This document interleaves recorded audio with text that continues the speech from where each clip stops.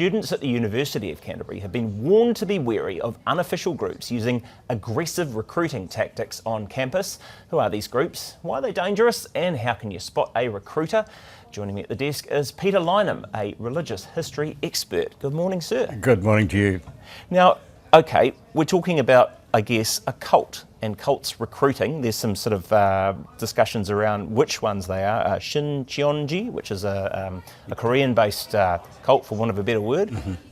What's the definition here? What are we talking about? There's no definition of the word cult. Cult just means any religion you don't like. But let's be more precise and say that this is a evangelistic sect which is out to gain as rapidly as possible additional members, and it has every right to do so, but the tactics that they use are pretty offensive to many people.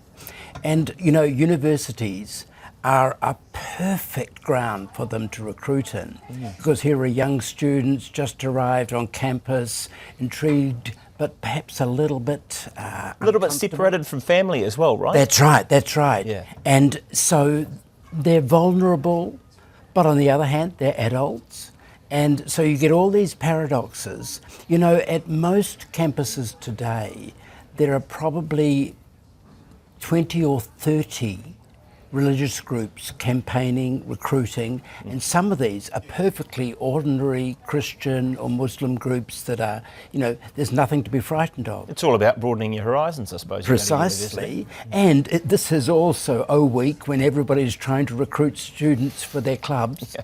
And so how would you know the difference between that and a group that comes in, which in the case of Shincheonji, will not tell you the truth about who they are, because they believe that if they do, you will bring prejudice against them, and they've had bad experiences.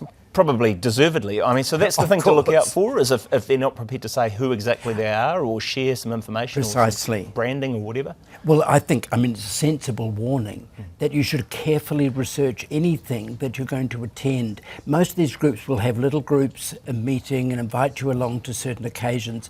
And the logic, as with drinking parties, is be mighty careful. You know, and students, how are they going to get that message? I mean, I've taught students for many years, and I tell you, they're gullible. So what do you do if you can see that happening to someone that you know? I mean, because it's tricky, right? You might be up against some resistance. This is very, very tricky, because the first thing that this kind of group does is warn you of the evil outsiders who will try to stop you discovering the truth. You know, many years ago, when I was a student, one of my friends met a group in Cathedral Square in Christchurch and vanished. And he ended up to be in what became Gloria Vale. Wow. And I never saw him again. And so these things do happen. And I think, health warnings is the critical thing. Yeah. The chaplains do a great job in trying to police, and I mean, universities have every right to order groups off campus. Sure. If they're causing trouble. I guess, you make a fair point that, I guess mainstream churches, for want of a better word, they're out there trying to spread their word. Banks are trying to get you to sign up for an overdraft or a credit card or whatever. Yes. So marketing's not a new thing. But I guess, how do people start a conversation, if you like, about, hey, are you sure about this, or help put people on their guard if they see someone that's a bit susceptible? I think that you're right, that we should firstly just try to ask them some basic questions. Have you identified who these people are?